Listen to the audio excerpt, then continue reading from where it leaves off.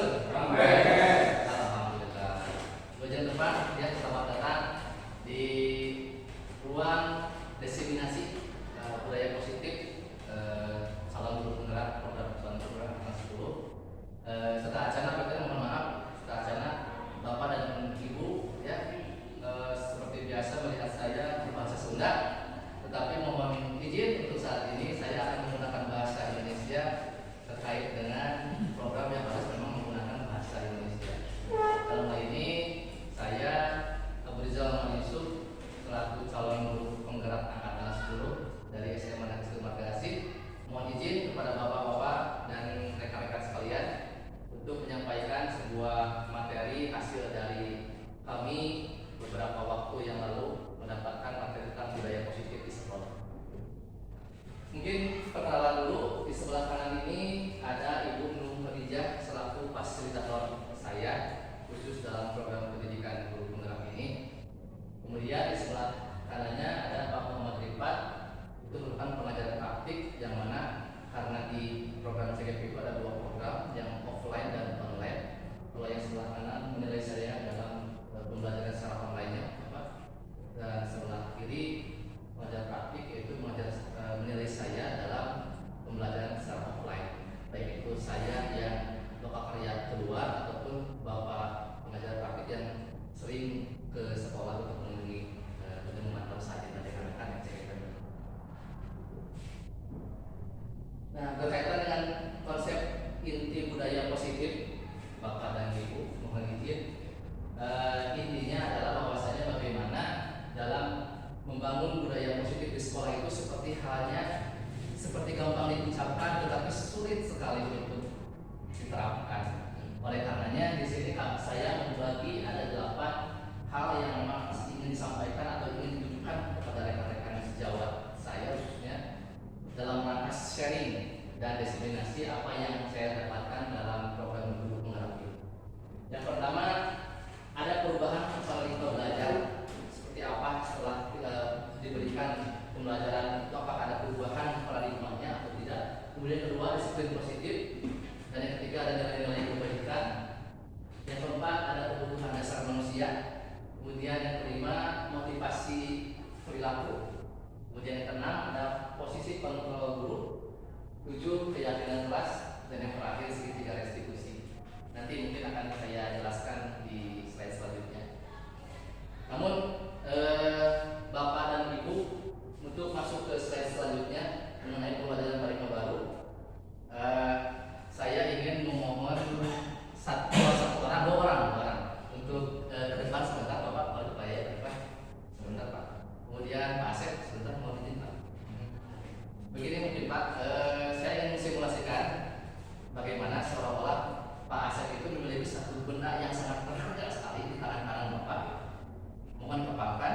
Nah, kemudian Pak Yaya itu adalah seseorang yang ingin merayu bagaimana caranya agar benda tersebut dapat diperlihatkan kepada Bapak. Bagaimana caranya itu? Baik itu dengan cara merayu hal yang lain ataupun merayu dengan hal apapun itu, bagaimana caranya agar Pak Asep merayu bisa memperlihatkan. Tapi bagaimana para pula Pak Asep sekuat tenaga untuk mempertahankan jangan sampai diperlihatkan dengan alasan apapun itu. Bagaimana Bapak siap? Oke. Kalau sudah siap, dipersilakan untuk dimulai 1, 2, 3, silakan. Pak, itu apa yang dipegang? Ini barang biasa ya. Barang biasa Pak. Menurut saya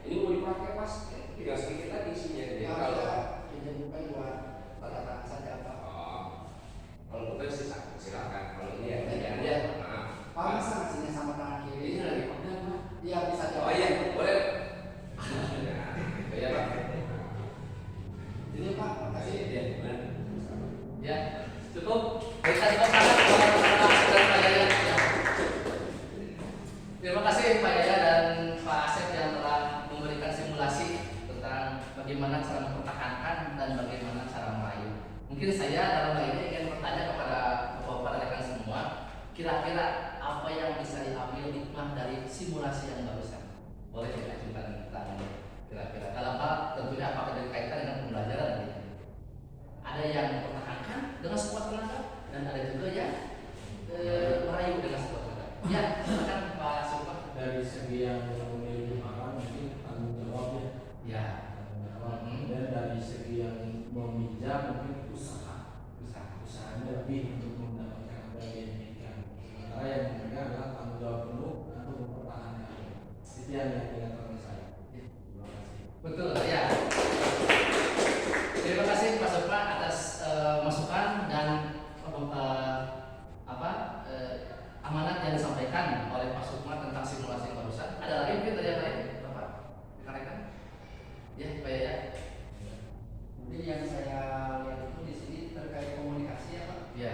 Jadi komunikasi antara bagaimana seseorang bisa yakin dan bagaimana seseorang bisa tidak yakin tentang sesuatu gitu. Ya. Kalau misalkan seseorang itu sudah yakin dengan orang yang komunikasinya itu baik, Ya. apapun yang dia ucapkan dan apapun mungkin yang dia minta bisa diberikan. Dan sebaliknya ketika orang yang berkomunikasi itu dia tidak bisa meyakinkan, mungkin dia akan menjadi semacam menutup diri, bahkan enggan untuk minimal menyebutkan nama saja. Nah, ya. Terima kasih Pak ya. Selanjutnya ada Pak Rizky ya. Ya, kalau tadi yang memegang barang yang berharga mungkin harus menjaga dengan baik lah gitu ya. Gimana caranya barang berharga itu dijaga dengan sebaik-baiknya. Ya, betul. Untuk yang merayu mungkin untuk mendapatkan barang yang berharga itu tidak mudah lah gitu. Harus melakukan proses yang tidak gampang gitu kan, harus matang, harus dikonsep, harus dibicara, dilakukan dengan baik lah gitu. Itu mungkin dari saya. Ya, terima kasih banyak Pak Rizky. Ya. Alhamdulillah banyak sekali ya. Rayuannya kurang mau Pak. Mungkin domainnya ada ngomong. Karena saya sudah coba. Mungkin ada terus berarti lagi lama lagi. Berarti sesama ini. Ya, alhamdulillah Bapak-bapak rekan-rekan sekalian. Jadi apa yang baru disimulasikan memang banyak sekali makna yang didapat. Salah satunya adalah apabila tadi tentu yang paling inti sari dari ketiga rekan-rekan yang tadi menyampaikan pendapat, betul sekali itu tanggung jawab. Bagaimana tanggung jawab seseorang yang tadi mempertahankan dengan sangat kuat dan bagaimana tanggung jawab seseorang yang tadi ingin merayu, memiliki tujuan kan. Nah, mungkin apabila disimulasikan atau dianalogikan dengan keadaan di sekolah, khususnya kita sebagai pendidik dan guru, mungkin posisi ini bisa sebagai murid dan perayu adalah sebagai seorang guru, mungkin kita dalam hal ini. Nah, dalam hal murid posisi ini kita beberapa waktu atau sering melihat bahwasanya anak itu mempertahankan pendiriannya, baik itu pendirian yang baik ataupun mungkin yang negatif. Dalam hal ini mungkin permasalahan gitu. Tapi bagaimanapun caranya, guru itu dengan sekuat tenaga harus merayu, berhasil membujuk, dan bagaimana caranya tanggung jawab mempertahankan yang tadi dan mempertahankan tujuan dari guru tersebut tercapai. Oleh karenanya di sini tidak hanya semerta-merta tadi titik-titiknya permasalahan, tetapi bisa saja anak itu mempertahankan keinginannya yang baik. Oleh karenanya dalam hal ini saya menuliskan pembelajaran dengan paradigma baru, karena dalam hal pembelajaran khususnya dalam kurikulum Merdeka kali ini tidak lepas dengan profil pelajaran Pancasila, yang mana di sini ada berkepentingan global. Tentunya yang pertama beriman dan bertakwa kepada Tuhan Yang Maha Esa. Kemudian kedua berkepentingan global, kemudian bergotong royong, kreatif, bernalar kritis, dan mandiri. Nah, dari kesekian tadi yang disimulasikan, banyak sekali contoh-contoh yang memang berkaitan dengan profil Pancasila. Salah satunya adalah karakter mandiri. Bagaimana seorang siswa tadi mempertahankan diri, dibujuk oleh gurunya untuk, mungkin di sini ada guru BK, ada Pak Yaya, guru BK. Mungkin bagaimana caranya Pak Yaya membujuk seseorang yang asalnya hatinya tidak bisa memperlihatkan apa, tetapi dengan cara rayuan apapun itu sedikit-sedikit terbuka, akhirnya bisa membuka diri apa sih yang menjadi masalah terhadap dirinya. Itu mungkin salah satu simulasi yang tadi. Jadi sekali lagi paradigma baru itu ya intinya bagaimana berdasarkan cara perkembangannya dalam psikologi modern menunjukkan profil pelajaran Pancasila dikaitkan dengan pembelajaran di sekolah. Gitu. Kemudian ada miskonsepsi tentang teori kontrol. Nah ini saya ingin menyampaikan tentang adanya miskonsepsi bahwasanya ilusi guru mengontrol murid. Bahwa selama ini kan saya sendiri selama belum terjun kemarin ke guru penggerak, ternyata saya menemukan banyak ilmu dan pengetahuan bahwasanya selama saya mengajar 10 tahun lebih, saya itu mungkin banyak kesalahan-kesalahan yang saya perbuat karena apa? Ternyata apa yang saya lakukan kepada murid tidak sesuai dengan apa yang seharusnya. Nah, salah satunya adalah ini, ilusi guru mengontrol murid, kemudian ilusi bahwa semua pengetahuan positif itu tidak bermanfaat, ilusi bahwa kritik membuat rasa bersalah mampu menguatkan karakter, karena tidak selamanya membuat siswa merasa bersalah ketika oleh menghukum secara langsung akan membuat siswa jadi lebih disiplin. Tidak, ternyata malah sebaliknya yang ada ketika kita menghukum tanpa ada korelasi antara sebab dan akibat, kita sering terkadang, saya sendiri khususnya apabila misalnya teori kontrol guru sebagai penghukum, harusnya kan kontrol guru sebagai manajer bagaimana dengan anak bisa dengan sehingga apa yang menjadi solusi itu keluar dari anak bukan dari guru, sehingga akan ada motivasi internal. Tetapi kalau dari gurunya sendiri nanti anak-anak ketika lihat Pak Abu menurut, tapi ketika tidak ada Pak Abu tidak ada itu hal yang memang ilusi apabila membuat karakter siswa dari eksternal oleh kita. Oleh karena yang tadi bahwasanya guru adalah mengontrol sebetulnya tidak. Bagaimana caranya adalah guru pembuat motivasi internal. Ya, sehingga bagaimana caranya guru itu bisa membuat anak ketika guru tidak ada di sampingnya, tidak ada di depannya dan tidak ada di belakangnya, murid bisa memiliki motivasi internal dalam hal baiknya tadi. Itu ya, saya pun banyak merasa ternyata banyak yang masih salah. Kemudian merubah sistem pendekatan teori kontrol. Di sini ada tersebut tentang hal yang umum bahwasanya ada kebutuhan kita adalah sama. Padahal dalam teori kontrol tentang dunia bahwasanya masing-masing kebutuhan itu adalah berbeda. Mungkin saya tidak membacakan semua, tetapi salah satu contohnya adalah bahwasanya jika ada orang lain bisa mengontrol saya, tetapi hanya saya sendiri sebetulnya bisa mengontrol. Oleh karena bagaimana caranya? Tadi saya menyampaikan di awal berdasarkan teori kontrol itu, bagaimana caranya kita sebagai pendidik, sebagai guru dapat menumbuhkan motivasi internal siswa agar tanpa kita pun siswa bisa berdiri sendiri. Oleh karena tadi sehubungan dengan profil Pancasila yang tadi, yaitu mandiri, kreatif, ya. Kemudian dalam hal ini ada disiplin positif, yang mana dalam disiplin positif ini merupakan salah satu cara menerapkan disiplin yang bertujuan untuk menumbuhkan kesadaran serta pemberdayaan peserta didik tanpa imbalan dan atau penghargaan. Termasuk saya sendiri, rekan-rekan sekalian, bapak dan ibu ya. Saya sekali beberapa waktu lalu bahkan sebelum ke belakang, saya kadang-kadang sering memberikan reward dan punishment. Ya, ternyata setelah saya belajar di program guru penggerak itu adalah termasuk reward itu sesuatu hal yang tidak dibenarkan. Karena hal itu akan menghasilkan motivasi eksternal untuk anak. Ketika ada nilai kurang gede, diberi A, diberi B, diberi nol, masih bapak.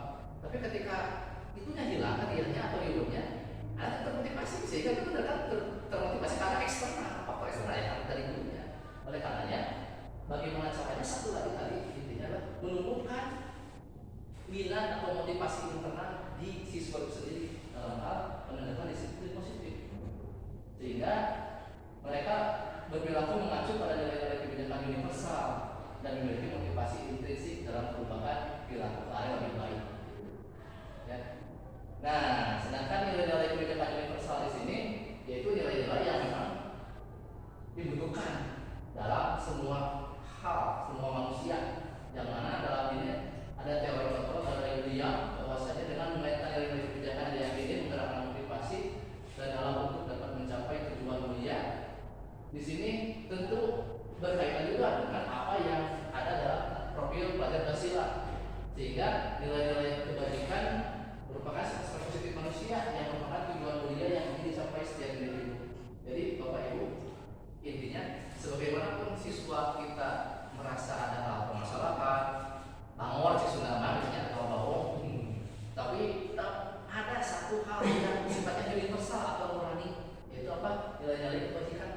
yang mana dalam hal ini pasti ada nilai-nilai kebaikan, yang mana itu tertutup oleh kebiasaan-kebiasaan buruknya. Kita di sini sebagai pelajar bagaimana menumbuhkan itu dan menghilangkan faktor-faktor yang menutupinya itu. Bagaimana? Memang secara teori kita seperti yang gampang Bapak itu, tetapi ya itulah romantika mengajar ya atau mendidik anak itu adalah seperti seni ya, tidak bisa seperti matematik 1+2, tapi 2 tambah 2 bisa 8 ya. Kemudian dalam hal ini ada kebutuhan dasar manusia yang tadi. Yang pertama tentunya bertahan hidup. Semua manusia memiliki kebutuhan dasar bertahan hidup. Itu kebutuhan fisiologis, kesehatan, rumah, makanan, dan reproduksi. Kemudian yang kedua ada kebutuhan dasar penguasaan, pengetahuan atas kemampuan. Bagaimana tentunya kita terkadang rasa itu tidak pernah hilang, ingin merasa diakui kemampuan penguasaan. Jadi bahwa bagaimana keinginan untuk dianggap berharga, kekuasaan untuk didengarkan dan memiliki harga diri. Kemudian yang ketiga kesenangan, fun. Dimanapun itu manusia pasti ingin bahagia. Nah dimanapun itu tentu kesenangan itu bermain, kemudian tertawa, dan tidak mau kan dalam bahasa cuma ke sekolah teknik kan. Bisa bagaimana caranya kita bisa membuat anak bahagia di sekolah dengan cara menumbuhkan disiplin positif. Kemudian yang keempat ada rasa sayang dan rasa terima. Nah, bagaimana caranya siswa ketika masuk ke sekolah itu ada rasa dihargai, diterima oleh rekan sekelasnya, oleh gurunya, oleh karyawan sekolah dan rekan-rekan sekolah lainnya. Itu yang paling penting. Dan terakhir adalah kebebasan kebutuhan akal pikiran. Dan jangan sampai kita sebagai guru mendikte anak, apalagi kita di jenjang SMA ya, terkadang untuk penentuan kuliah kemana ya, anak itu didikte, kamu sudah, tetapi balik lagi kepada konsep kita jalan wawancara bahwasanya anak itu tumbuh berdasarkan potensi masing-masing menurut kodrat zaman dan alamnya. Sehingga kita bagaimana saja hanya guru itu berfokus pada menggali saja siswa, bagaimana agar memberikan track atau fasilitas kepada anak untuk menumbuhkan kembang minatnya. Mungkin sebentar saya izin minum dulu Bapak Ibu bentar ya. Sama saya Pak. Ya, sebentar.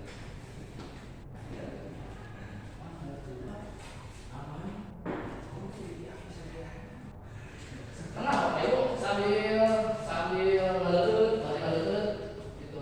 Biasa Bapak Ibu terkadang ini dari mah. Ayah, kalau sambil makan ya Bapak Ibu. Ya, Bapak Ibu sambil makanan yang ada teman-teman juga kurang berkenan. Nah kemudian dalam hal ini saya akan menyatakan motivasi perilaku manusia. Nah, ada berkaitan dengan motivasi eksternal, kemudian ada motivasi internal.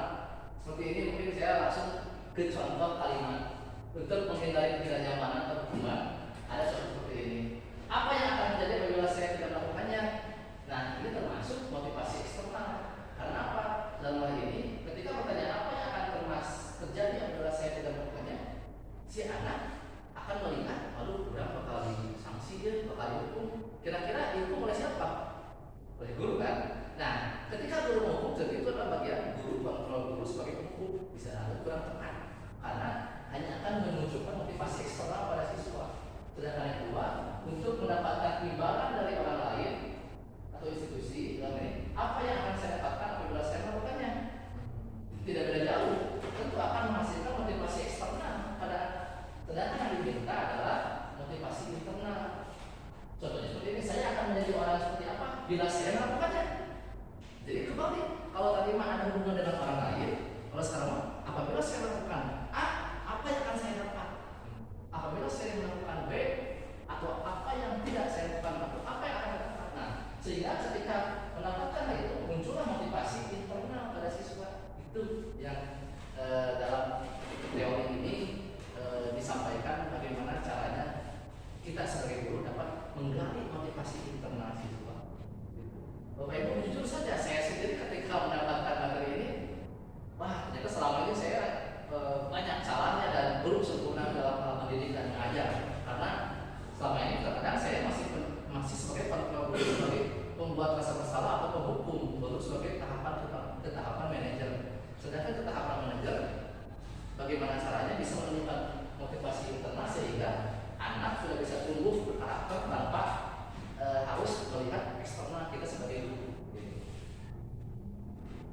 Kemudian Bapak Ibu sambil ngalir ya. Nah, mungkin agar tidak terganggu, tidak ngantuk, mungkin sebentar saya ingin sedikit ice breaking. Boleh Bapak Ibu? Boleh? Boleh. Mohon berdiri Bapak sebentar.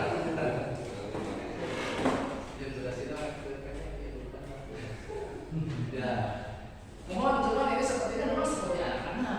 Saya juga ketika menggunakan box, tetap ketika dilakukan ya lumayan menghilangkan kantuk, menghilangkan juga mau bosan. Ya. Gini kalau ketika saya bilang 1 ditambah 1 sama dengan 2. 2 ditambah 2 sama dengan 4. 4 ini 4 ditambah 4 sama dengan 8. 8 ditambah 8 sama dengan 16. Siap? Siap? Bayar ya Pak, biar tidak tuh supaya dulu ya. 1, 2, 3. 1 ditambah 1 sama dengan 2. 2 ditambah 2 sama dengan 4. 4 ditambah 4 sama dengan 8. 8 ditambah 8 sama dengan 16. Ya.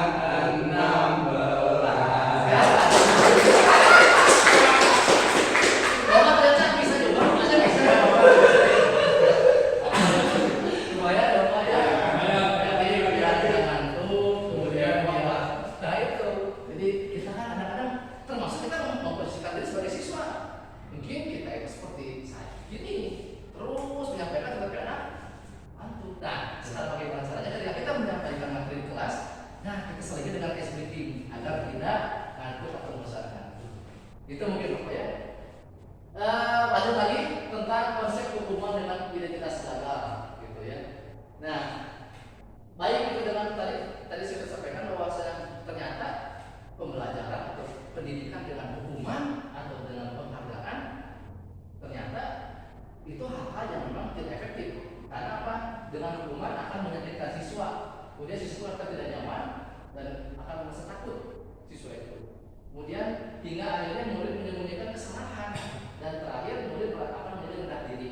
Tetapi sebaliknya mungkin orang penghargaan dia halus dipuji sudah memakai penghargaan sudah nanti dia halus. Nah, ternyata itu pun salah. Dengan penghargaan ternyata tidak efektif juga karena akan merusak hubungan. Apa hubungan? Ketika si A mendapatkan dari 90 diberikan coklat silver win, otomatis ada rasa iri dari siswa yang mungkin nilainya rendah, tidak dapat itu. Si Eta mau menang sakit itu kurang menang. Nah, dalam hal ini kan muncul sifat iri antar siswa. Kemudian akan mematikan kreativitas. Karena apa? Kreatifnya hanya muncul tatkala diberikan tidur. Kemudian menghukum dengan sistem ranking. Nah, dalam hal ini kan kita ranking terkadang orang tua murid ya. Wah, rankingnya sama pun anak barangkali. Ternyata sekarang itu secara teori dan secara untuk saat ini pembelajaran tadi paradigma baru sudah tidak efektif Bapak. Karena apa? Dengan adanya ranking itu tadi akan merampas hak siswa. Karena sesungguhnya ranking bukan segalanya dan ranking 1 sampai bisa ke berapa itu bukan tujuan pembelajaran yang utama. Karena bagaimana caranya belajar seperti itu mendidik akhlak karakter yang utamanya agama. Oleh karena tadi beberapa profil pelajaran saya yang pertama bagaimana bertakwa kepada Tuhan yang Maha Esa. Oleh karena itu bagaimana caranya didik dulu fondasi rumahnya sampai kuat. Ibaratnya analoginya rumah. Ketika rumah dibangunkan fondasi dengan kuat, saya kira ayahnya kuat, kemudian fondasi besinya rantai baja dan kuat. Mau nanti dibangun berapa lantai pun bisa kuat. Tetapi sebaliknya apabila fondasi agama atau akhlak tidak kuat akan ambruk. Nah itu mungkin yang memang kita itu seperti sulit karena harus seperti sinambungan mungkin dari jenjang PAUD, TK, SD, SMP, SMA seharusnya kita itu harus sebagai guru SMA ya tinggal memoles finishing. Kalau di rumah itu tinggal bagian atap, finishing, cat. Tetapi kita masih melihat banyak anak-anak yang malah fondasinya belum kuat. Mungkin itu bagian dari kekurangan hal-hal yang memang pendidikan di awalnya fondasinya belum kuat. Gitu. Ya, rekan-rekan dalam hal ini konsep hubungan dengan identitas sukses tadi berkaitan dengan konsekuensi dan restitusi, sehingga dalam hal konsekuensi itu berhubungan dengan apa yang diperbuatnya, menjadikan anak harus menanggung konsekuensi seperti apa. Kemudian sedangkan restitusi itu kemudian bertanggung jawab untuk perilakunya, fokus pada pemecahan masalah jangka panjang, dan kemudian bersemangat memperbaiki kesalahan. Sedangkan konsekuensi itu hanya menggugurkan kewajiban apa yang telah diperbuatnya, tanggung jawabnya seperti apa. Tetapi dengan restitusi menjadi anak menjadi bersemangat memperbaiki kesalahan yang akan datang. Kalau persekusi mungkin saat itu saja ketika anak melakukan kesalahan, persekusinya harus minta maaf atau harus memperbaiki pintu yang ditendang sehingga usaha harus pergi pada saat itu saja. Tetapi kedepannya ketika tidak melakukan hasil restitusi mungkin anak tersebut bisa melakukannya lagi. Tetapi ketika anak sudah muncul motivasi internal dan menghasilkan restitusi, nah itu anak menjadi tidak akan mengulangi dan ingat terhadap apa masalah yang telah dilakukan sebelumnya. Nah mungkin bapak dan rekan-rekan sekalian, dalam hal ini ada 5 posisi kontrol guru dalam hal ini. Yang pertama sebagai penghukum, pembuat merasa bersalah, sebagai teman, pemantau, dan manajer. Saya ingin bertanya kira-kira bapak-bapak dan rekan-rekan yang lain dalam hal ini selama ini mengajar ada di posisi mana kira-kira? Apakah sebagai penghukum, pembuat merasa bersalah, teman, pemantau, atau manajer? Mungkin Pak Bagus bisa membacakan contoh yang ini, yang guru berkata di sini. Jadi bisa gini, penghukum, kalau kamu tidak melakukan awas ya. Mohon dibacakan Pak dengan normal.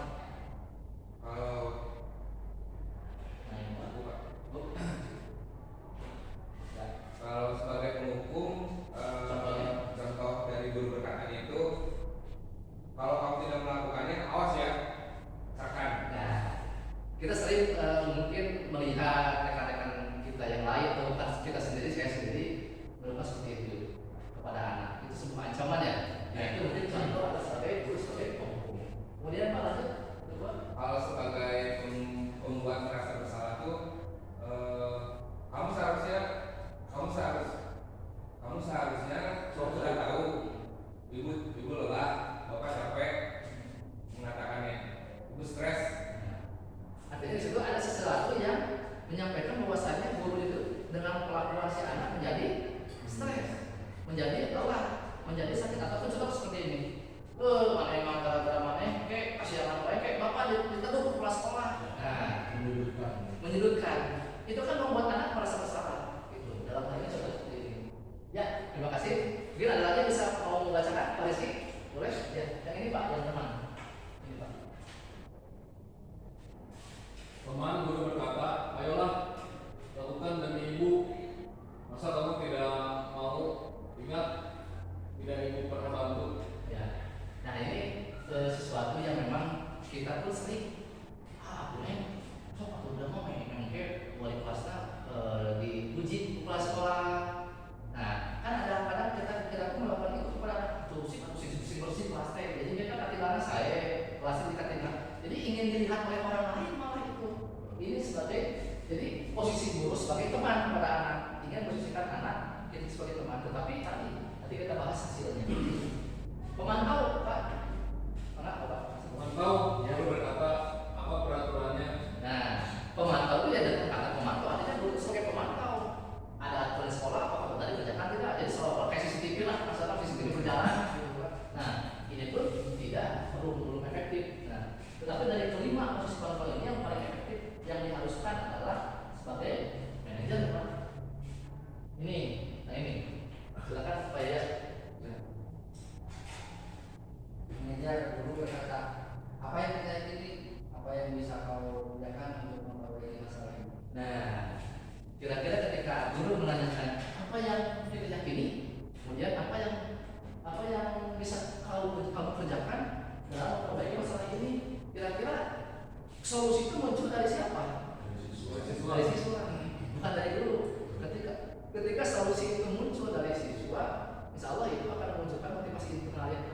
Tetapi ketika kadang saya jangan orang lain, saya sendiri terkadang ketika mau menjadi wali kelas pun beberapa waktu yang lalu ketika mendapatkan masalah, terkadang untuk menyelesaikan masalah prinsipnya adalah saya memberikan solusi kepada anak. Itu sebenarnya salah gitu. Karena saya pun jujur saja bahwa yang mendapat liur terasa seperti ke sekolah ini, ternyata itu salah, hal yang tidak efektif. Justru harusnya adalah tanya seperti apa solusinya. Nah, ketika nanti solusinya muncul ada kalimat negatif, kita rubah menjadi kalimat positif. Itu baru. Jangan sampai kita yang memberikan dulu solusi, karena nanti akan menghasilkan motivasi eksternal. Sehingga nanti akan muncul hasil. Ketika sebenarnya bohong hasil adalah memberontak, menyalahkan orang lain, berbohong. Ketika tadi kita posisi dulu sebagai pembuat kesalahan, kemudian hasilnya apa? Menyembunyikan kesalahan, berbohong juga, terus melawan, menyangkal. Ketika sebagai teman, mungkin nantinya si anak kan tergantung berbeda itu si ibu gitu. Ketika pemantau menyesuaikan diri, apabila ada si bapak, rajin, ada si bapak, itu kan pemantau. Tapi ketika sebagai manajer, hasilnya akan menguatkan diri pribadi. Gitu. Nah, mungkin ya bapak betul sekali. Saya sendiri memang merasakan ketika pas mendapatkan teori-teori dan pendidikan di calon guru, ternyata apa yang saya dapat saat itu banyak yang keliru. Oleh karenanya, ya bersyukur sekali. Alhamdulillah dalam desiminasi ini mungkin bukan arti mohon maaf, bukan ingin menggurui, bukan ingin memberikan lebih karena saya masih tahu tidak. Tapi ini bagian dari sharing dengan rekan sejawat, dan tadi pun rekan-rekan telah menyampaikan masukan kepada saya dalam untuk kebaikan. Terima kasih banyak Bapak rekan-rekan. Kemudian kembali kepada restitusi. Bagian restitusi ini adalah proses menciptakan. Jadi dari apa yang tadi sampaikan saya di awal sampai sekarang sampai restitusi ini merupakan bagian kesinambungan tidak berkaitan, ya tidak bisa kan. Dalam hal ini restitusi adalah proses menciptakan kondisi bagi murid untuk memperbaiki kesamaan mereka sehingga mereka bisa kembali pada kelompok mereka dengan karakter yang lebih kuat. Nah, ini menurut dosen tahun 2004 yang mana 9 ciri restitusi itu adalah ini bukan untuk menebus kesalahan, namun untuk belajar dari kesalahan. Jadi bukan untuk karena salah, betul, bukan, tapi dari kesalahan itu apa yang dapat nilai apa yang bisa diperbaikinya. Kemudian yang kedua, memperbaiki hubungan. Kemudian yang ketiga ada tawaran, bukan paksaan. Kemudian restitusi itu menuntut untuk melihat ke dalam diri. Terkadang kan kita hanya melihat, di sini nama kelompoknya saking saya pasti tahu. Nah, keberatan. Padahal bagaimana caranya? Dengan cara restitusi ini kita harus bisa melihat ke dalam diri bagaimana apa latar belakang si anak tersebut. Mungkin si anaknya di rumahnya memiliki latar belakang yang broken home atau sudah jadi piatu atau seperti apa. Mungkin kita harus bagaimana caranya menggali di dalam diri siswa. Oke, poin sepertinya sudah.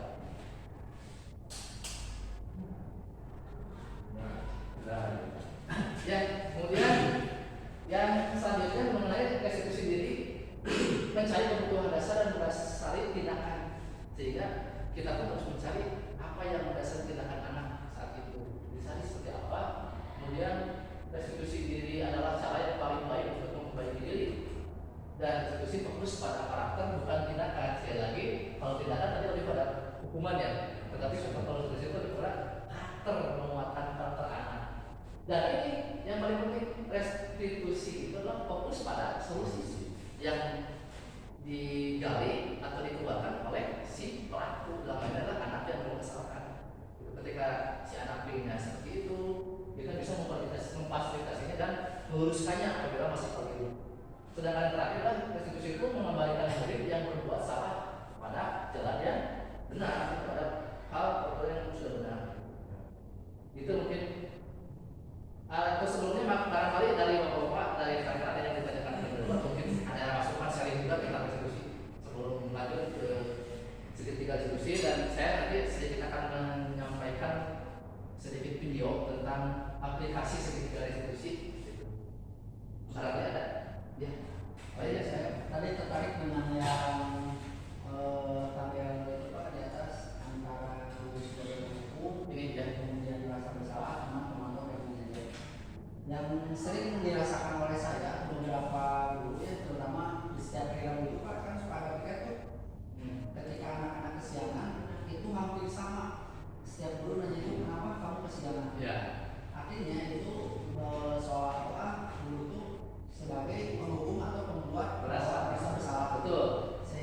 yang dikeluarkan adalah alasan. Nah, kalau misalkan anak sudah mengeluarkan alasan biasanya berbohong. Ya. Tapi saya dapat apa ya, semacam pelit gitu. Daripada bertanya kenapa, lebih baik bertanya bagaimana caranya supaya minggu depan atau besok tidak kesiangan lagi. Sehingga anak-anak itu bisa menemukan apa ya, semacam solusi bagaimana supaya dia tidak kesiangan kayak gitu. Mungkin tidur lebih cepat atau tidak main HP di sampai malam.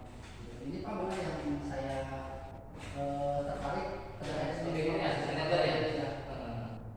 Ya, terima kasih banyak Pak ya. Jadi rekan-rekan sekalian, betul sekali yang disampaikan Pak ya. Sebenarnya ketika Pak ya tadi menyampaikan bagaimana sebetulnya Pak ya telah mengaplikasikan restitusi di sekolah.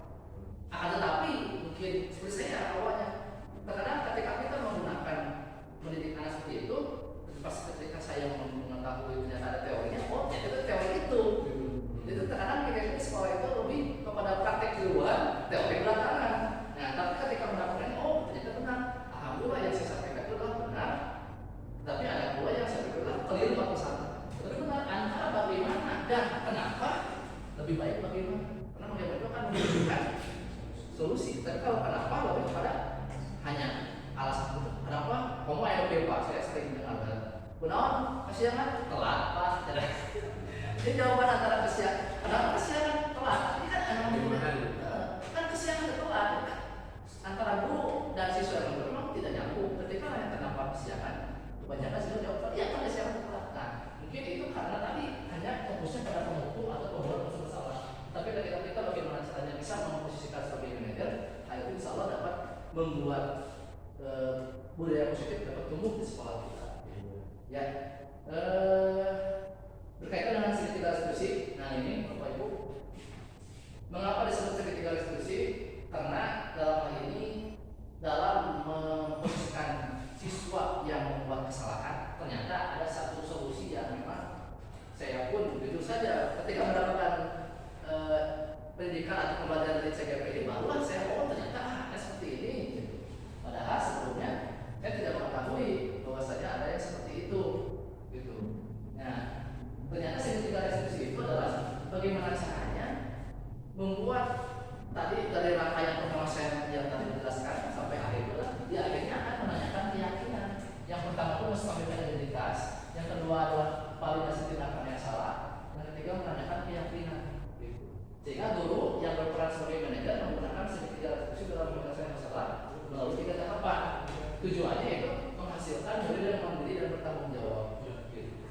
Nah, mungkin sebelum itu saya ingin menyampaikan terlebih dahulu tentang menstabilkan identitas. Jadi menstabilkan identitas itu lebih kepada ketika anak soal aplikasi kita, kebetulan kemarin saya pernah tugas dari DCGP ini tentang membuat simulasi kesalahan siswa yang diselesaikan dengan cara segitiga restitusi. Nah, yang pertama menstabilkan identitas. Menstabilkan itu dan bagaimana cara ketika siswa setelah melakukan kesalahan.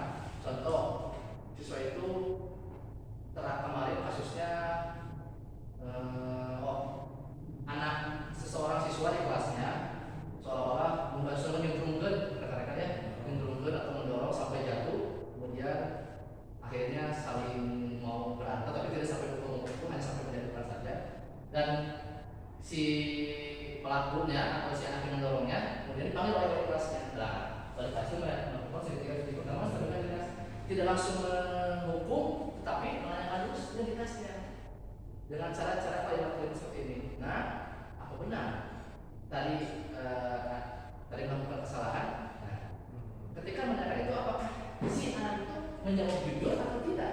Jadi kan ayo orang kadang-kadang saya sendiri Bapak Ibu ya, ketika keburu betul atau keburu apa dan kesal langsung tadi kunaon mana tadi udah gitu Pak, ternyata hanya salah saya sebagai penghukum itu.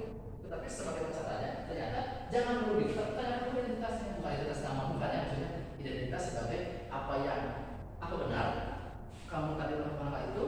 Kemudian yang kedua, betul kan ketika betul Bu, kenapa? Oh karena tadi ketika saya mendorong dia menjadikan malam bapak saya dengan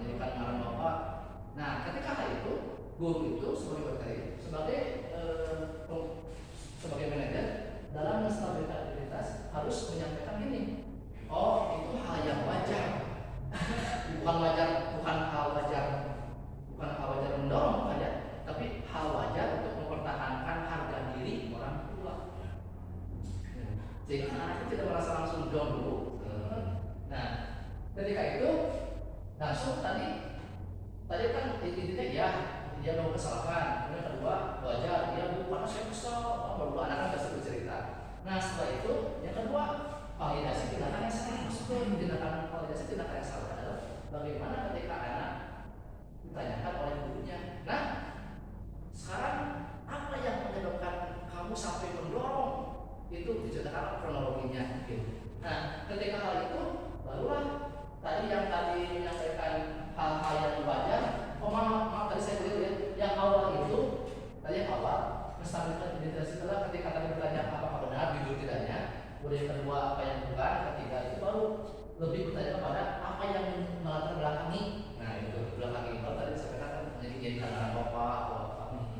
Nah yang terakhir yang ini pun yang kedua ada pernyataan dari guru tentang membuat anak itu dulu merasa hal itu kan hal yang mempertahankan harga diri orang tua, misalnya tinggal di sebuah monyet, itu kan. Tapi dalam hal itu nanti terakhirnya, nah apakah itu hal yang baik? Nah jawabannya nanti kan bagaimana ketika anak tidak masuk ke yang ketiga, menanyakan apakah itu sudah sesuai dengan keyakinan kelas? Keyakinan itu bahasa kita mungkin peraturan atau ada satu di kita sekolah. Jawabannya tidak Pak. Nah ketika coba kalau tidak, kamu mau nggak merubah hal itu untuk memperbaiki? Mau dengan cara apa? Nah itu jadi jangan kita yang kayak namanya perlu kita hambura tidak. Biarkanlah anak yang membuat solusi sendiri. Dengan cara apa? Nah ketika nanti menyampaikan baru lebih. Mungkin Bapak rekan-rekan sekalian, sedikit saya akan memutar video dalam hal segitiga restitusi penerapannya. Mungkin mohon izin untuk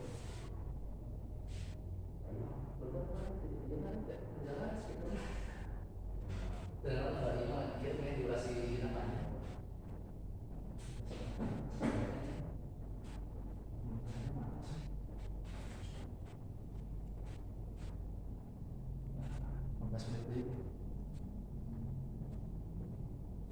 Nah ini Pak, pertama ditanya dulu. Apa itu suaranya ini? Dengan hatinya saja. Nah,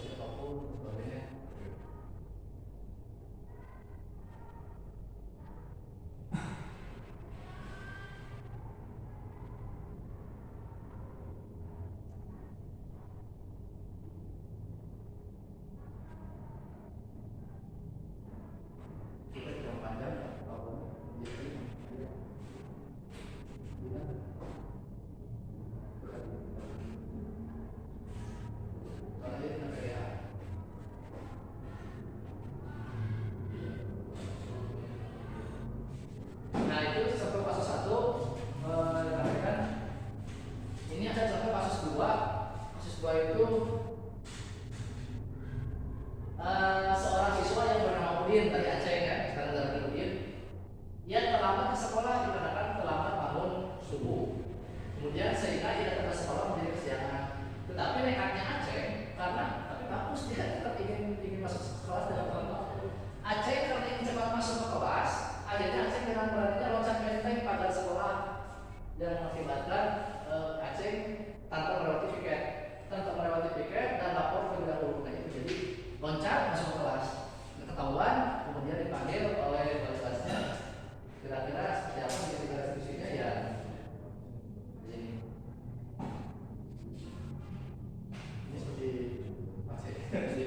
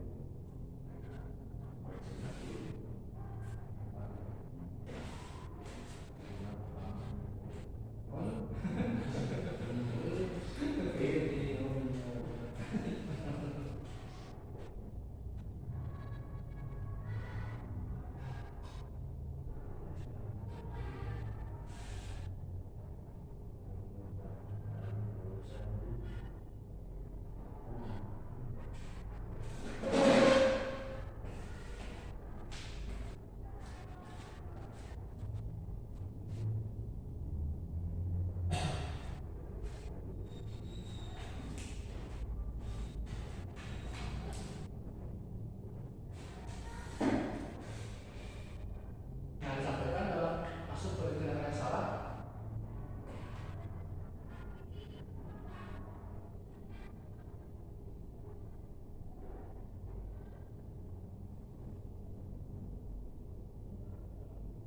Nah, tapi di sini diangkat dulu seolah-olah tindakan keinginan Udin yang ingin cepat-cepat masuk kelas itu hal yang patut diapresiasi terlebih dahulu karena Udin ingin masuk sekolah gitu karena banyak juga anak-anak yang ketika kelar pulang lagi gitu. Tapi si Udin ini tetap ingin masuk sekolah walaupun caranya salah.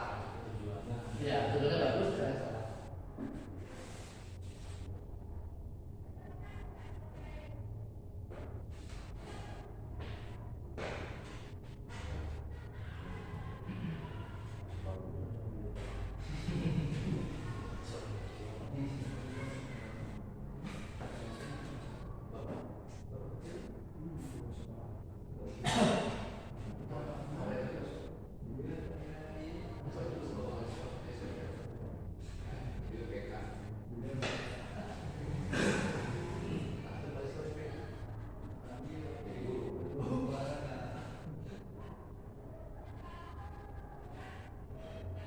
Nah ini sudah masuk ke tahapan menanyakan keyakinan kelas. Di awalnya saya pun ketika ada kata meyakinkan kelas, keyakinan kelas, hal yang seperti yang tidak lumrah atau tidak umum. Ternyata itu adalah kesepakatan yang dibangun. Artinya peraturan beda karena peraturan dibuat oleh satu pihak. Tetapi kalau kesepakatan kelas atau keyakinan kelas adalah sesuatu yang dibuat dan sepakat oleh semua elemen yang ada di dalamnya, termasuk kita warga sekolah.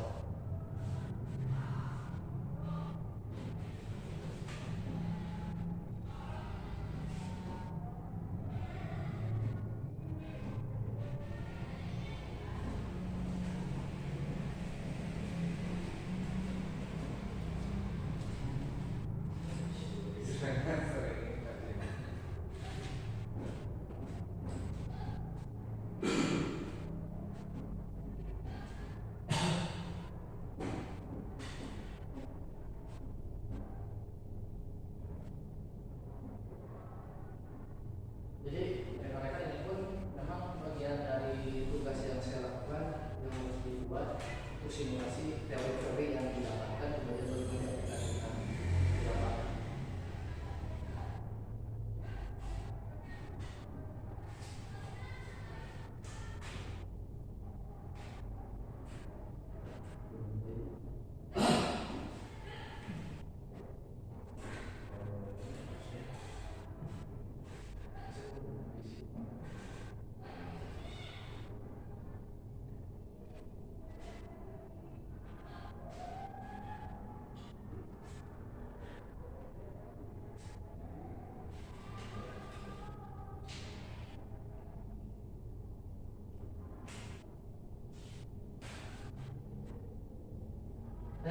dalam hal ini Bapak Ibu, si anak ditanya oleh saya bagaimana solusi atau keyakinan kelas yang ingin disepakati.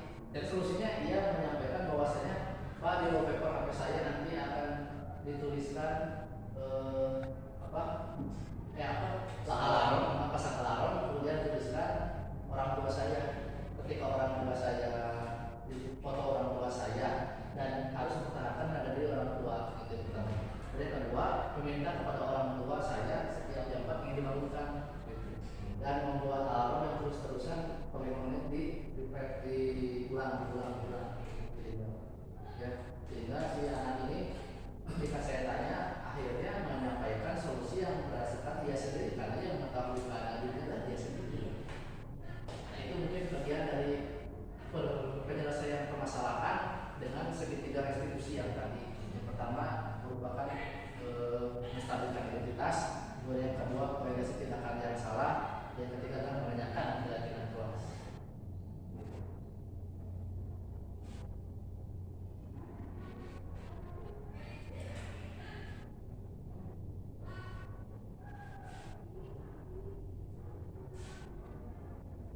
Nah, ini testimoni dari anak ketika anak diselesaikan permasalahan dengan kasus dengan segitiga restitusi. Ini Udin. Ini Aceh. Jadi katanya merasa lebih enak karena semuanya tidak dengan amarah atau emosi.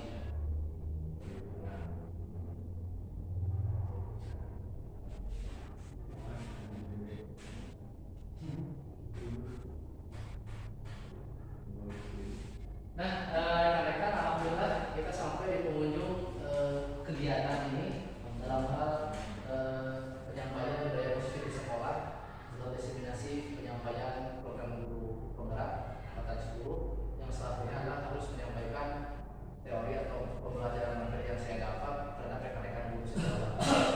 Alhamdulillah dalam hal ini saya telah menyampaikan, dan sebelumnya mungkin saya meminta refleksi juga dari rekan-rekan sejawat apa mungkin yang didapat dalam kegiatan kali ini. Barangkali ada yang saya sampaikan. Ya, Pak. Ya, sebetulnya terima kasih Bapak atas kesempatannya. Setelah melihat paparan apa yang sudah Bapak sampaikan tadi, sedikit banyak perihal dimensi apa tadi yang 5 itu ya. Perihal dimensi itu saya jadi keingat saya selama ini bermain di dimensi 3 terakhir. Jadi dari teman, kemudian pemantau dan manajer. Namun ketika saya telah kembali, ternyata ketika saya selalu bermain di dimensi taman dan pemantau, ketika masuk ke dimensi manajer, anak-anak cenderung lemah di sisi manajer. Jadi saat ini saya terlalu nyaman bermain di dimensi taman dan pemantau, sehingga pada saat saya berada di posisi manajer, anak-anak lemah. Jadi karena terlalu sering berada di bawah oleh saya di dimensi taman dan pemantau.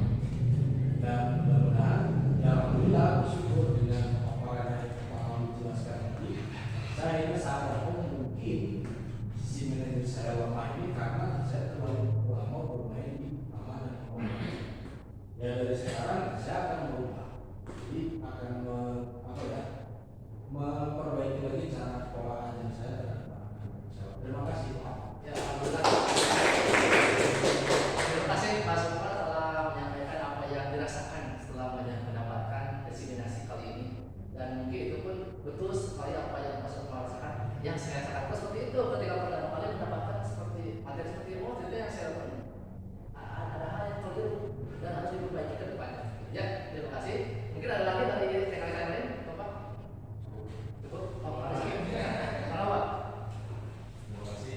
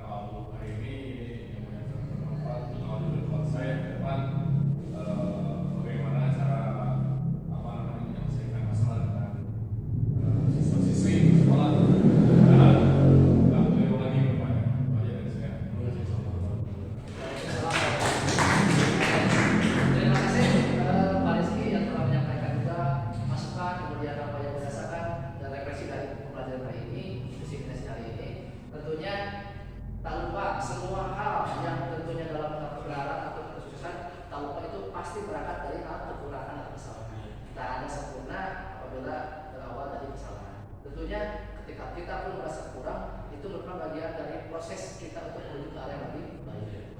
Mungkin Bapak dan Ibu